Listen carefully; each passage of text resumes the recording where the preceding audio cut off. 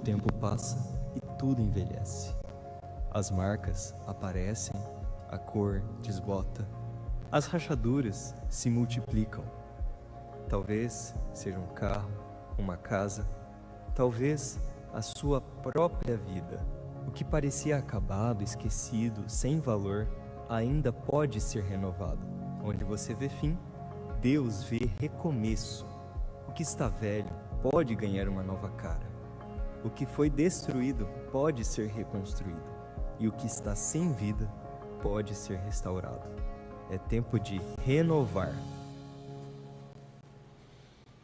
Bom dia, irmãos e irmãs, a paz do Senhor, amém? É alegria poder estar com vocês mais uma vez compartilhando no início dessa série que se chama Renove. Eu não sei quantos de vocês viram pela televisão ou talvez ao vivo que o nosso lago está verde. Vocês viram essa cena? As águas do lago Igapó estão verdes, especialmente aqui nessa altura da Higienópolis. Eu estava assistindo aí um noticiário especialista em águas, falando que isso se deve muito à falta de chuva, né? Nós estamos já desde julho aí com uma seca, uma estiagem. Também a luz solar amplia, né, na lâmina de água e aquilo vai favorecendo o desenvolvimento biológico da água. E aí você tem ali talvez um esgoto clandestino que está chegando no Igapó, eles não sabem. A gente sabe que o assoreamento é uma realidade ali, né? As terras que vêm lá de cima vão chegando cada vez mais e se acumulando e trazendo também os detritos orgânicos. E aí surgem as algas que vão deixar a água verde. E ele diz então que se não chover logo para renovar, porque a oxigenação da água está muito baixa, precisa de chuva, né, de água oxigenada para renovar a água do Igapó. Provavelmente os peixes começarão a serem mortos logo daqui nos próximos dias, né? Então a vida do lago está comprometida por conta de uma estagnação, por conta de elementos externos que estão chegando ali e de certa forma intoxicando o lago, né? Então quando a gente pensa em renovação, no caso do lago é um processo natural, a gente não consegue fazer muita coisa. Eles disseram, a gente poderia até tentar um equipamento para oxigenar a água, mas isso é muito caro, a gente não tem e tal, então temos que esperar a chuva mesmo, não tem outro jeito. Mas quando a gente pensa em renovação, a gente pode aplicar à nossa vida também o mesmo processo, né? Nós precisamos de algumas coisas acontecendo, que são coisas feitas muitas vezes por nós, mas que são coisas que vêm do alto, como a chuva vem do alto, né? Então eu queria olhar um texto bíblico base para a nossa mensagem, que é Romanos capítulo 12, verso 2, você tem na tela, um texto bastante conhecido que fala sobre essa questão de renovação, porque hoje o tema é renovação da mente. Nós começamos com a renovação da mente, e nas próximas mensagens, muito provavelmente, outros aspectos da vida vão ser trabalhados. Então diz assim, não se amoldem ao padrão deste mundo, mas transformem-se pela renovação da sua mente, para que sejam capazes de experimentar e comprovar a boa, agradável e perfeita vontade de Deus. Transformem-se pela renovação da sua mente, para que sejam capazes de experimentar a boa, agradável e perfeita vontade de Deus. Quando a gente olha um texto assim, imediatamente vem uma referência na nossa mente, que é a referência de como as pessoas pensavam nos dias do apóstolo Paulo, que escreveu esse texto. Então a gente tem que fazer uma regressãozinha histórica no tempo de Paulo, para entender como que os gregos, aqueles que dominaram a cultura daquele tempo, entendiam a mente, né? Então assim, não tem um consenso entre os gregos, especialmente entre os pensadores, sobre o papel da mente.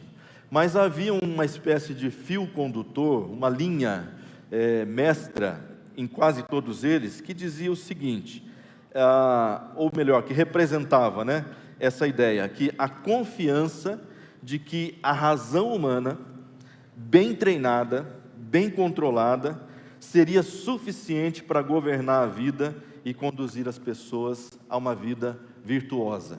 Então, uma ideia meio consensual é essa. Se você controla bem a sua mente, se você treina a sua mente, se você domina a sua mente, isso vai levar você a uma vida virtuosa.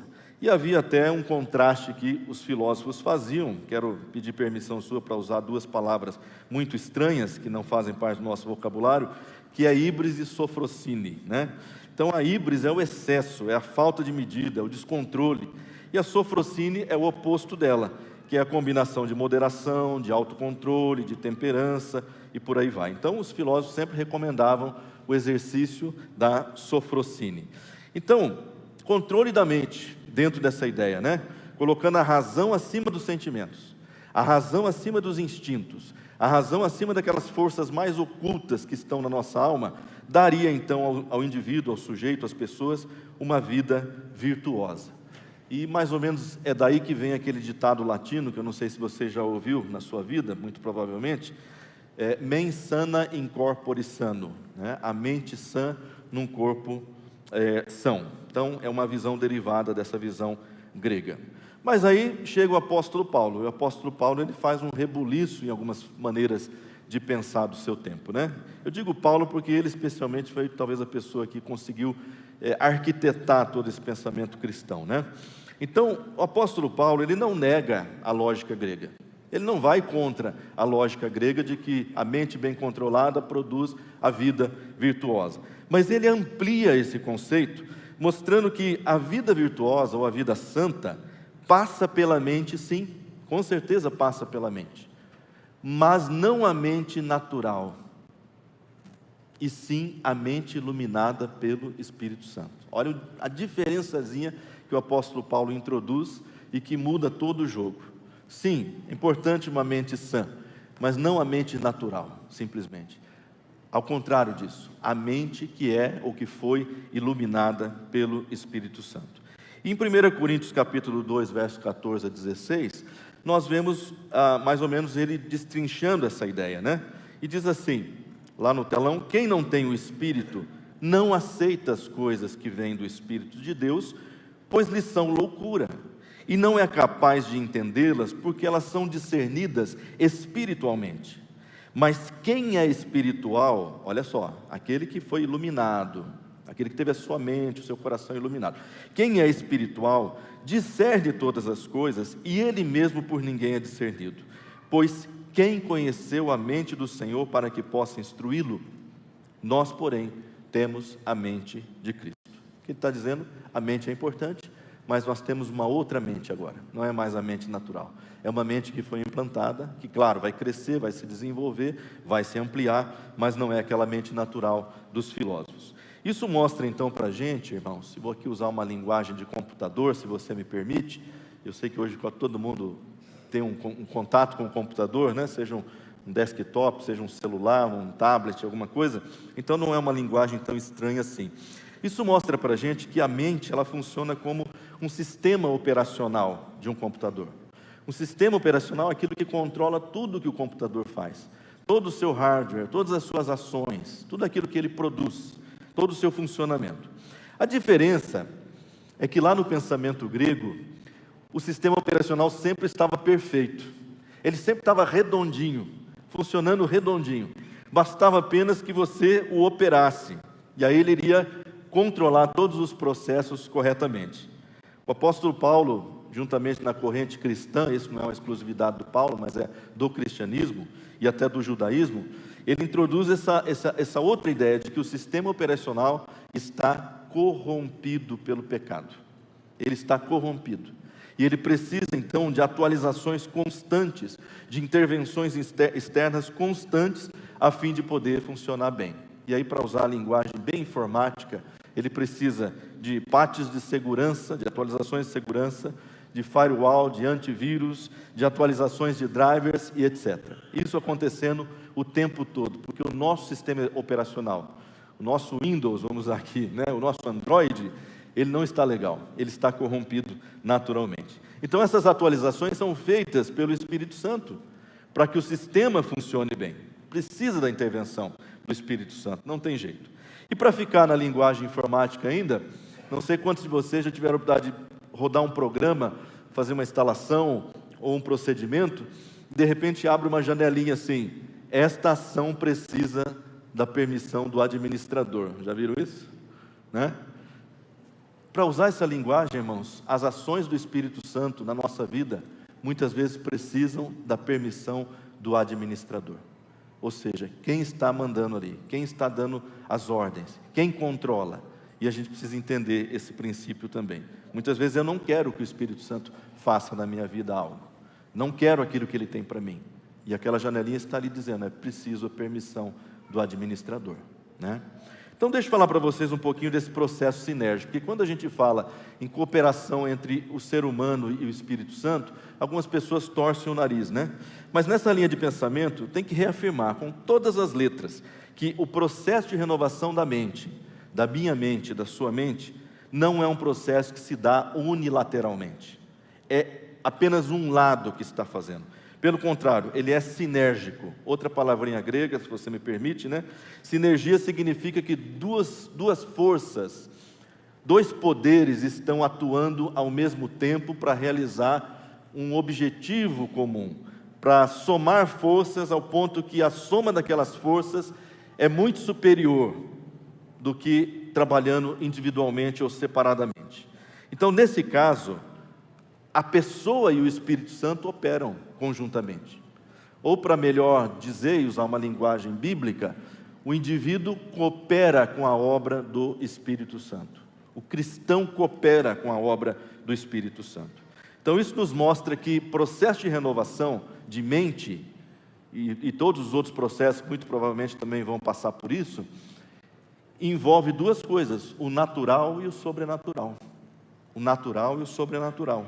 O natural que trata do quê? De disciplina, de hábitos, de mudança de comportamento, de filtros, de limites que você coloca, de práticas saudáveis, etc. Mas o sobrenatural, tão importante quanto, fala de ação regeneradora do Espírito Santo, aquela ação que ilumina a mente, aquela ação que revela, aquela ação que quebra as fortalezas e por aí afora. Então nós podemos dizer, tem uma frase que é bem interessante para você gravar no seu coração, que sem o natural, o espiritual vira misticismo. E sem o espiritual, o natural vira legalismo. Não, eu vou dar jeito na minha vida, eu vou viver uma vida santa, uma vida de renovação, uma mente renovada, sozinho, legalista. Você vai cair num legalismo, com certeza. Não, eu vou deixar tudo para o Espírito Santo fazer. Se Ele quiser, Ele faz. E você cai então num misticismo e numa negação daquilo que é o seu verdadeiro papel também nesse processo. Então as próximas mensagens vão destacar esses aspectos espirituais de renovação, e eu gostaria hoje de focar mais um pouco nos naturais, porque os naturais são muito negligenciados. Então eu gostaria de focar justamente neste aspecto. Mas antes eu preciso falar para vocês de um processo que a gente tem vivenciado, que é muito complicado quando a gente fala da mente, que é a colonização das mentes. Colonização das mentes. Você sabe, quando você estuda um pouquinho de história, e nem precisa estudar história, basta só refletir, todos os grandes impérios da história foram colonizadores. Todos eles colonizavam. Primeiramente as terras. O primeiro processo colonizador é de terras. Os grandes impérios queriam o máximo possível de terras. E vão conquistando. Você pode olhar, os babilônios fizeram isso, os macedônios, os romanos, os otomanos, os russos, mais recentemente a Inglaterra fez isso, os norte-americanos fazem isso, né? Agora, nesse exato momento, o Trump está querendo pegar territórios que não são dos Estados Unidos, né? Então todo grande império é colonizador, mas depois que ele coloniza a terra, ele coloniza o corpo. Como assim? Ele escraviza as pessoas para que aquelas pessoas se tornem força de trabalho, força de produção para o império. Então aí vem uma segunda etapa, onde vem a escravidão, e a escravidão ao longo dos impérios, desde o egípcio, desde o chinês, que são os mais antigos, a escravidão está presente. Tomamos as terras, depois tomamos as pessoas. E aí, num terceiro momento, uma terceira camada dessa colonização, é a colonização cultural. Você aprende a nossa cultura e passa a viver a nossa cultura, você aprende a nossa língua e passa a falar a nossa língua. E mais recentemente, irmãos, essa coisa se acentuou, porque aí os grandes impérios recentes, que são o inglês e o norte-americano, eles colocaram para a gente uma cultura de consumo. Olha que interessante. Ninguém aqui está andando de tanga, de penas de pássaros, de folhas, né? Como todo nativo brasileiro há 500 anos. Nós estamos usando jeans, marcas americanas, tênis americanos, sapatos. Nós fomos colonizados culturalmente. É ruim? Não, está ótimo assim. Está ótimo. Mas é só para você entender como que a gente muitas vezes absorve a cultura do outro. Mas aí a coisa tomou um rumo assim meio desenfreado. Porque aí esse processo de colonização, ele avançou para a mídia de informação, rádio, TV, para as redes sociais e para os algoritmos. Hoje nós somos colonizados pelos algoritmos de empresas que não são nossas, de empresas que pertencem ao grande império. Então, hoje seria politicamente incorreto invadir as terras alheias? Claro, seria, né? Há leis proibindo isso, há acordos internacionais proibindo isso. Seria politicamente incorreto escravizar pessoas? Com certeza. Nós já botamos um ponto final na escravidão humana há um bom tempo, ainda que de vez em quando você perceba ela se manifestar aqui e acolá. Mas a colonização da mente, ela está em alta, e ninguém está se incomodando com isso, irmãos. Interessante, né? Porque se alguém invadir a minha propriedade e disser, essa propriedade agora é minha, eu vou dizer, não, eu vou me incomodar com aquilo. Se alguém chegar para mim e falar assim, agora você vai trabalhar para mim como um escravo, sem direitos, carga de 10, 12, 14 horas por dia, eu vou dizer, não, de jeito nenhum, não vou, eu me incomodo. Mas quando eles colonizam a minha mente, eu não manifesto nenhum incômodo.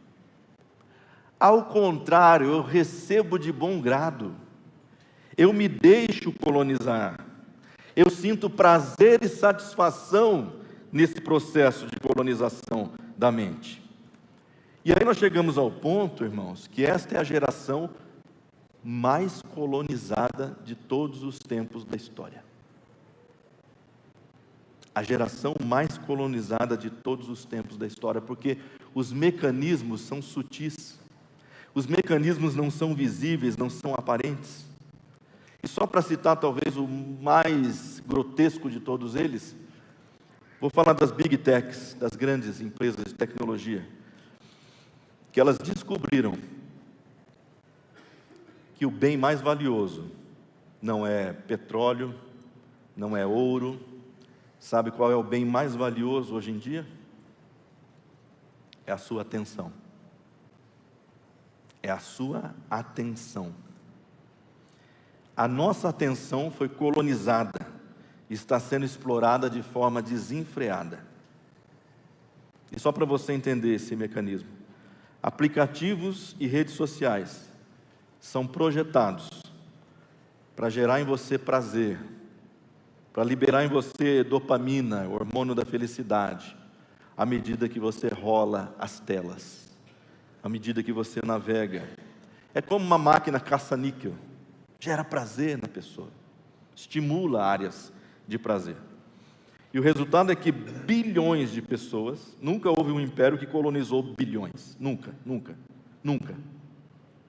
Mas bilhões de pessoas hoje são colonizadas através das telas, sem perceber que são colonizadas. Elas têm prazer em fazer isso, mas elas ignoram o fato de que elas mesmas se tornaram o produto. Interessante isso. Nós nos tornamos o produto. As grandes empresas de tecnologia, as plataformas, elas lucram a cada segundo da nossa atenção, irmãos. Mas você diz, mas para mim não custa nada. Tá, isso é relativo, podemos discutir isso. Agora, para ela, você é uma mina de ouro. Os seus dados, a sua atenção, os seus interesses são vendidos a preço de ouro para a publicidade, para aqueles que produzem os produtos, para aqueles que querem vender os produtos. E é interessante, então, que aquilo que eu estou dando de graça, de bom grado, sem me incomodar, está se tornando dinheiro na mão de alguns.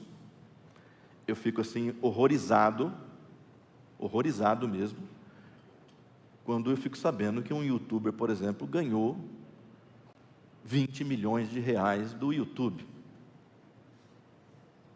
Então, se o YouTube pagou 20 milhões de reais para ele, num determinado período, significa que ele lucrou 10, 15, 20, 50 vezes mais que aquilo, vendendo, ou melhor, explorando a atenção das pessoas.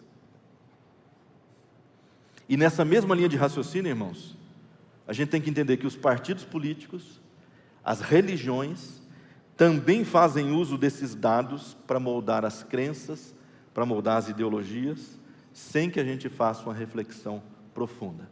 Uma coisa que também me escandalizou semana passada, recebi isso de um pastor, amigo meu, ele me mandou um estudo que foi feito nos Estados Unidos, das igrejas que agora usam a inteligência artificial nos seus cultos, para detectar as pessoas que estão em sofrimento. E naquele exato momento que ela detecta, ela já gera um relatório, e o pregador começa a mobilizar essas pessoas que estão em sofrimento para algum interesse. Eu fiquei escandalizado, irmãos, de ver como que se explora a dor de pessoas através da tecnologia, de ver como que a atenção das pessoas é explorada através da tecnologia. Então nós estamos vivendo esse momento. Não sei se isso era do seu conhecimento, não sei se você concorda com isso, mas nós vivemos o maior momento de colonização dos grandes impérios em toda a história, onde nós mesmos nos tornamos o produto, onde a nossa atenção e a nossa mente é a coisa mais cara, apesar de não custar muito para a gente, mas custa. Custa porque os efeitos disso custam caro. As consequências disso são grandiosas para a nossa vida como pessoa, como família, como marido, como esposa, como pai, como mãe, como filho, como cristão. Há efeitos perniciosos em tudo isso. Só que nós estamos pagando em parcelas. E quando a gente paga em parcela, a gente não percebe, né? Mas tem.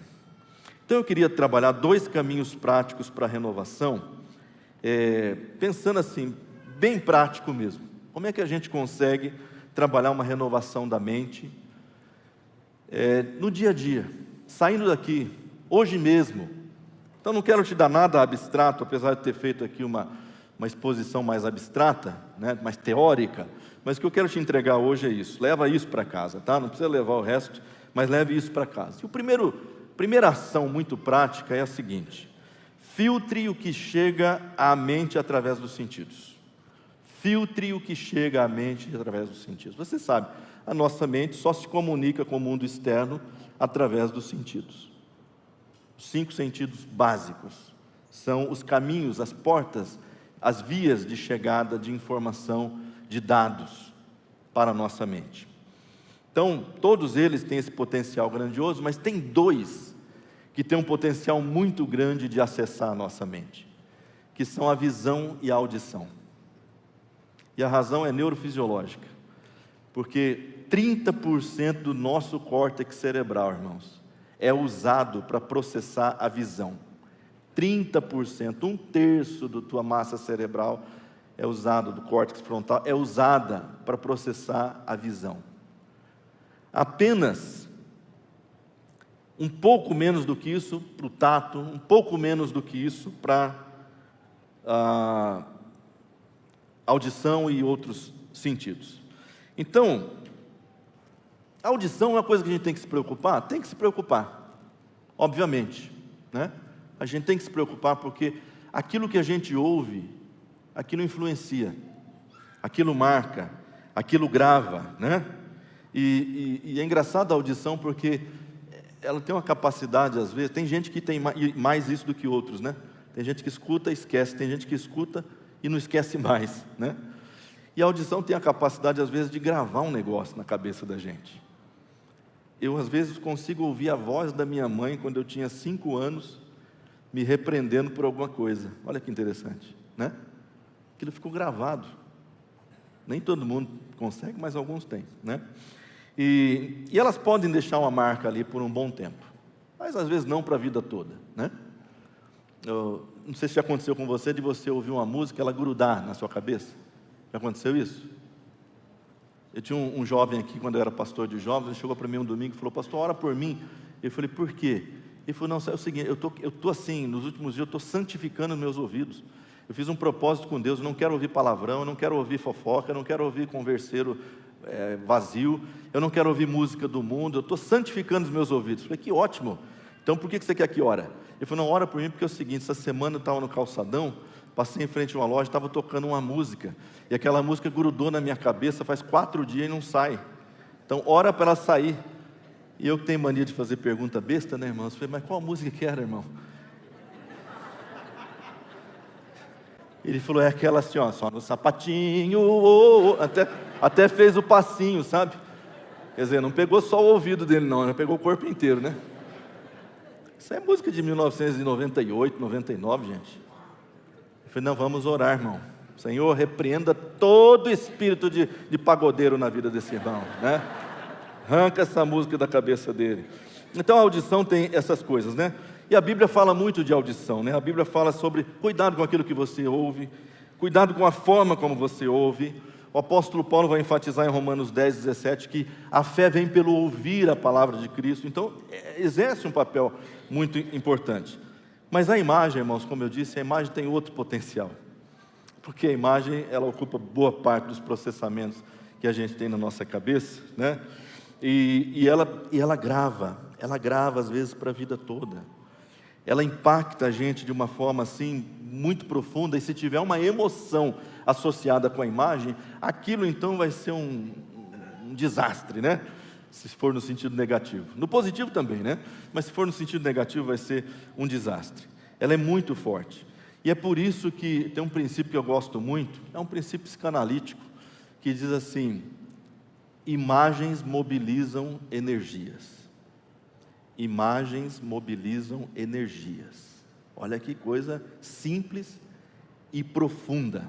Imagens mobilizam energias. E aí dá uma olhadinha numa orientação que Jesus deu em Mateus capítulo 6, verso 22 e 23, que diz assim: seus olhos são como uma lâmpada que ilumina todo o corpo. Quando os olhos são bons, todo o corpo se enche de luz. Mas quando os olhos são maus, o corpo se enche de escuridão. E se a luz que há em vocês é na verdade escuridão, como é profunda essa escuridão? A ideia aqui, irmãos, de Jesus é que aquilo que nós vemos e como vemos determina o que se passa em nosso coração. A imagem é um atalho direto para o coração. É um atalho direto para o coração. O que Jesus está dizendo aqui, antes de Freud, antes de Jung, é o seguinte: as imagens mobilizam energias boas e ruins. Cuidado com aquilo que você vê. Cuidado com a maneira como você vê. Porque às vezes eu posso ver já distorcido, né? Eu vejo uma coisa boa de uma maneira distorcida. Também é um olhar ruim, correto? Então a pergunta prática aqui é a seguinte: está na tela. Quais são as imagens e sons que rotineiramente têm drenado as nossas forças espirituais e envenenado as nossas mentes? Quais são essas imagens e sons que têm feito isso com a gente? E essa pergunta, então, ela vai se desdobrar em cuidados práticos, que é o que eu quero que você leve para a sua vida hoje, essa semana e o tempo que você puder. Primeiramente, cuidado com o que os algoritmos te oferecem, porque eles conhecem, entre aspas, tá? Eles conhecem os desejos do seu coração. Que coisa interessante, irmãos. Que coisa assustadora. Os algoritmos sabem dos seus hábitos, sabem dos seus sonhos de consumo, das suas frustrações, das suas fraquezas. Eles sabem tudo isso. Consequentemente, eles vão te oferecer aquilo que alimenta tais desejos, ou aquilo que explora as suas fraquezas.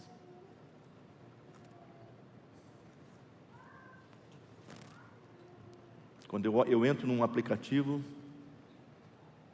desses, né? Ele sabe que eu sou homem, tenho 56 anos, e ele sabe o que me oferecer, porque ele conhece meus interesses. Ele gosta de guitarra, vamos dar mais guitarra para ele. E eu gosto mesmo. Você entra no meu Instagram, se quiser eu deixo ele aberto aqui em cima para você fuçar. Você vai ver que tem muita coisa de guitarra ali. Gente ensinando guitarra, fazendo solo e tal. Ele gosta de alguns pregadores, vamos dar mais pregadores para ele. Ele gosta de meme gospel, eu confesso que eu gosto de meme gospel, gente. Adoro meme gospel, sabe? Me divirto. Mas num dado momento, o algoritmo pode dizer assim, ele é um homem de 56 anos. Deixa eu oferecer aqui uma mulher de biquíni para ver como é que ele reage. E aí se eu fico 2 segundos olhando para aquela imagem, ele pensa, ele gosta. E a gente gosta mesmo, irmãos, né? Os homens aqui, irmãos, vamos falar a verdade, a gente gosta, né? A gente gosta de coisa bonita, né? Beleza, né? Só que não pode, tá? Se você for casado, gostar é uma coisa, poder é outra. Então, se eu não vou lá e digo, isso aqui não me interessa, isso aqui é ofensivo. Lá tem as opções, né? Não vou lembrar todas, mas conteúdo ofensivo, violência. Tem um que é assim, já comprei. Esse não pode, né? Se eu não vou lá e denuncio aquilo, ele vai continuar me oferecendo. E daqui a pouco, o que meu Instagram virou? Uma vitrine de mulheres. Um homem casado. Você está entendendo? Porque ele descobriu que ali tem uma fraqueza sua. Então vamos explorar essa fraqueza para ver se essa fraqueza vira dinheiro. Porque o objetivo não é simplesmente satisfazer o teu desejo. O objetivo é monetizar tudo aquilo. Cuidado, irmãos. Cuidado. Coisas estão chegando pelos nossos olhos. Cuidado com as vitrines, talvez aqui uma palavra para as mulheres, cuidado com as vitrines que te oferecem não apenas produtos, mas a ideia de que você será uma pessoa melhor se você tiver aquele produto. Porque vitrine existe para isso, tá? Vitrine não existe para oferecer produto. Ela existe para dizer, você vai ser uma pessoa melhor se você tiver isso na sua vida. Se você usar isso na sua vida. Se você tiver essa marca na sua vida. Você vai ser uma pessoa melhor. E ali nós estamos alimentando frustrações. Produtos que alimentam frustrações. E é por isso que quem compra demais nunca para de comprar. Porque é um saco sem fundo a frustração, né?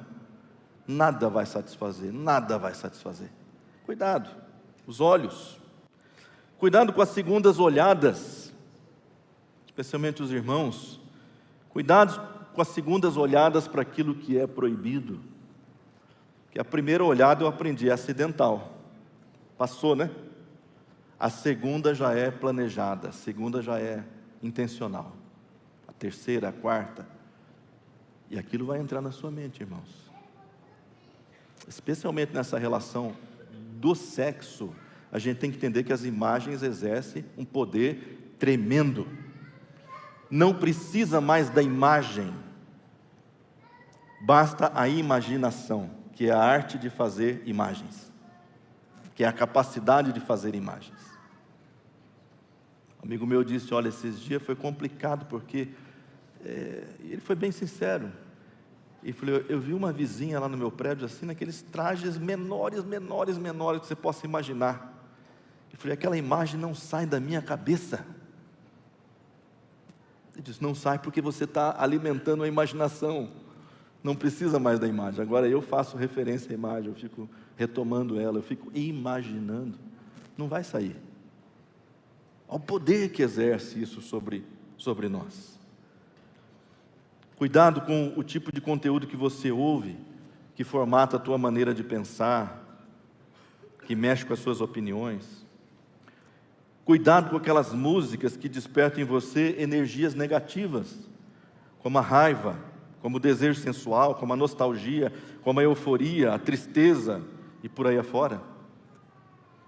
Filtre as suas leituras, porque as suas leituras têm uma grande capacidade de subverter a maneira de você pensar. Está percebendo? A pessoa chega e fala: eu não sei o que está acontecendo na minha vida, eu não estou conseguindo viver uma vida que agrade a Deus. Aí você vai investigar, ele é como o lago Igapó, irmãos. Ele está recebendo esgoto, ele está recebendo barro, algas, e ele reclama da qualidade de vida da água. Ele reclama que ele está morrendo, ele reclama que ele está sufocando. Mas olha o que está entrando pelas duas grandes vias de acesso à nossa mente. Agora, pensando nessa analogia, não é só você bloquear o que entra, não é só você evitar aquilo que é pernicioso. A renovação passa por aquilo que vem do alto. Se é preciso chuva para que o lago volte à vida, é preciso chuva na nossa vida também, para que a gente tenha renovação contínua. E esse é o segundo ponto. Reprograme a sua mente no padrão da mente de Cristo. Então, nesse processo de renovação, os aspectos espirituais são vitais, porque é eles que garantem que a gente vai estar num progresso ativo. Eu não só estou evitando, eu não só estou dizendo não, eu estou dizendo sim também para algo que é positivo. Eu estou ativamente engajado com aquilo que é positivo. E o apóstolo Paulo foi um dos que melhores traduziu isso no Novo Testamento, né? Nós lemos lá Romanos 12, 2, onde ele diz que nós devemos renovar a nossa mente, não conformar com esse mundo. Então ele está dizendo: diga não, mas renove a sua mente, para que você experimente a boa e agradável e perfeita vontade de Deus. Em 2 Coríntios 10, 5, ele diz que o pensamento deve ser submetido à autoridade de Cristo. Olha esse texto: destruímos argumentos e toda pretensão que se levanta contra o conhecimento de Deus, e levamos cativo todo pensamento para torná-lo obediente a Cristo. Às vezes, irmãos, é preciso você dizer: em nome de Jesus, para de pensar nisso, para de imaginar isso. Senhor, toma conta desse pensamento, dessa imaginação aqui, porque eu não estou dando conta dela. Em Efésios 4, 22, 24, ele ensina que o processo de você despir do velho homem tem que ser seguido por um processo de revestir do novo homem. Então ele diz assim: quanto à antiga maneira de viver, vocês foram ensinados a despir-se do velho homem, que se corrompe por desejos enganosos, e a serem renovados no modo de pensar, e a revestir-se do novo homem, criado para ser semelhante a Deus, em justiça e santidade, proveniente da verdade. E em Filipenses 4, 8, ele resume: finalmente, irmãos, tudo que é verdadeiro, tudo que é respeitável, tudo que é justo, tudo que é puro, tudo que é amável, tudo que é de boa fama, se alguma virtude há, se algum louvor existe, seja isso que ocupe o vosso pensamento. Ele está dizendo: tem que ter coisa nova aí, tem que estar colocando coisa nova nessa cabecinha, senão ela divaga mesmo, ela vai procurar as porcarias. Então nós vemos, portanto, irmãos, que não basta você bloquear os sons e as imagens perniciosas, porque às vezes elas são imbloqueáveis, elas chegam mesmo. O que nós precisamos é permitir a entrada de sons e de imagens que produzem vida e renovação, e eu quero deixar mais alguns pontos práticos para você aqui. Primeiramente, da oração, que é uma oxigenação da alma, que é uma oxigenação das mentes saturadas. Também do louvor e da adoração. Você colocar nos seus lábios o louvor e a adoração. Isso implica cantar? Sim, mas não necessariamente. Você pode fazer como o salmista, ter um louvor na sua boca, nos seus lábios, né? Uma adoração espontânea, do seu coração mesmo, através do estudo da Bíblia, para que ela renove a sua maneira de pensar, a sua forma de pensar. A gente vem à fé, a gente chega à fé com a cabeça assim, muito cheia de conceitos errôneos. Então a palavra de Deus precisa estar dizendo: olha, é assim, né? Vai mudando. Da comunhão com os irmãos, para que, falando a mesma língua, a gente possa ser confrontado, a gente possa ser alinhado, alinhar a nossa mente, aquilo que é bom, aquilo que é verdadeiro, aquilo que é justo, né? Eu me lembro bem no início da conversão. Um dia eu estava numa rodinha de conversa de irmãos, e eu falei um palavrão, bem no início. E um irmão disse assim: irmão, a palavra de Deus diz assim: não saia da vossa boca nenhuma palavra torpe, mas somente a que for útil para edificação. Uma coisa ali, confrontado com a palavra, através daquele irmãozinho. E eu digo para você, irmãos, nunca mais saiu um palavrão da minha boca, há 32 anos. Você está entendendo? A comunhão que ela faz com a gente. Do serviço que força a mente a olhar para o próximo, combatendo egocentrismo. Porque quando você está servindo, você não está olhando para dentro de você, você está olhando para quem está precisando, para quem necessita da sua ajuda, da sua intervenção. Isso vai treinando a nossa mente, vai reformatando a nossa mente, a pensar de uma maneira mais aberta do que para dentro.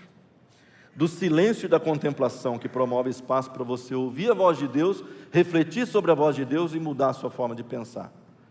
Silêncio e contemplação, duas coisas que estão praticamente mortas na nossa cultura, porque a nossa cultura é a cultura do som e da imagem, a nossa cultura é a cultura do barulho, é a cultura que torna você eufórico, porque você estando eufórico, você não pensa, você não reflete. Irmão, se você não separar tempo para você não escutar nada, não ver nada, apenas contemplar, apenas deixar Deus falar com você, você não cresce. Você não cresce. Do arrependimento frequente, que reseta o sentimento de culpa. Porque o sentimento de culpa é uma desgraça, é um câncer que corrói a vida da pessoa, que detona a mente da pessoa. Então eu preciso da confissão constante, para Deus e às vezes para os irmãos, para que aquela culpa seja tirada, eliminada, eu me sinta livre. Irmão, sabe, todo dia eu faço uma oração curta. Tem misericórdia de mim, filho de Davi. Essa oração nem é minha, né? Foi emprestada de um camarada lá da Bíblia. Tem misericórdia de mim, filho de Davi. Porque a gente peca todo dia, em ações, em palavras, em pensamentos. Mas a gente tem que estar fazendo esse arrependimento frequente. E por fim, de uma imaginação que mobiliza memória, fé e esperança. Como o Salmo 23, por exemplo. Olha o que esse camarada fazia. Ele fazia um exercício de imaginação. Ele não está vivendo aquilo. Ele não está vendo aquilo. Ele está fazendo um exercício de imaginação positiva que desperta nele fé e esperança, que renova a sua cabeça. O Senhor é meu pastor, nada me faltará. Ele começa a pensar naquela cena, né? Os verdes pastos, as águas de refrigério, ele começa a pensar naquelas cenas. Ainda que eu ande pelo vale da sombra da morte, nem o mal temerei, porque o Senhor está comigo. O Senhor está comigo ali no vale.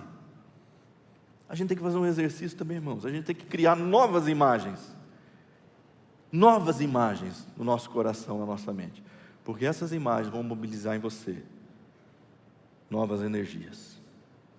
Quero terminar dizendo que, assim como o igapó precisa de chuvas para não morrer sufocado, a nossa mente precisa de uma oxigenação por parte do Espírito Santo. Não basta fechar as comportas, não basta fechar os canais de sujeira, né, de poluição. As janelas do alto precisam ser abertas. Tem que chover copiosamente sobre a nossa vida. E eu queria, nessa manhã, fechar com um compromisso de oração. Se você quiser fazer um compromisso público diante de Deus, não é comigo não. Um compromisso de filtrar o que entra pelos seus olhos e ouvidos, se protegendo da colonização desse mundo.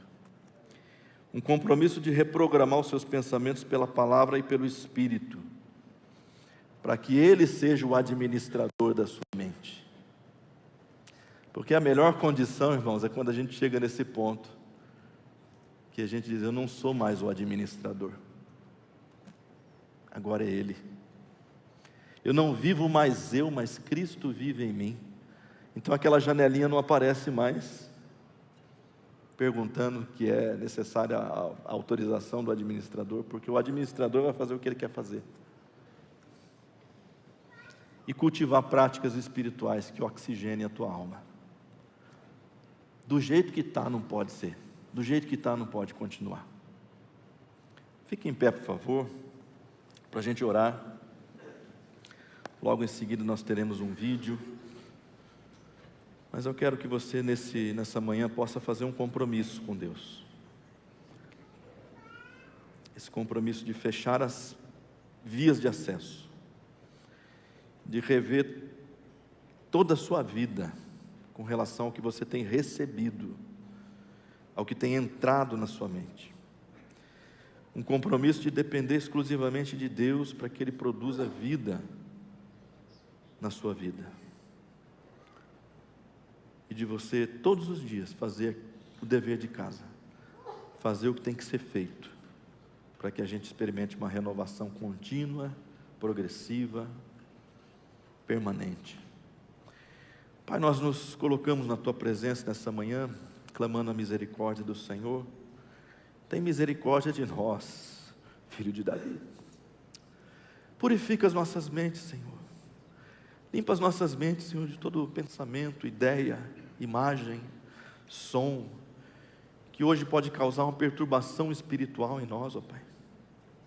Ajuda-nos também a discernir, Senhor, por onde essas coisas têm chegado e como elas têm chegado, para que a gente tenha assim, deliberadamente, Senhor, com a Tua ajuda, com a Tua força, a capacidade de dizer não. E renova em nós, Senhor, renova em nós o Teu Espírito Santo.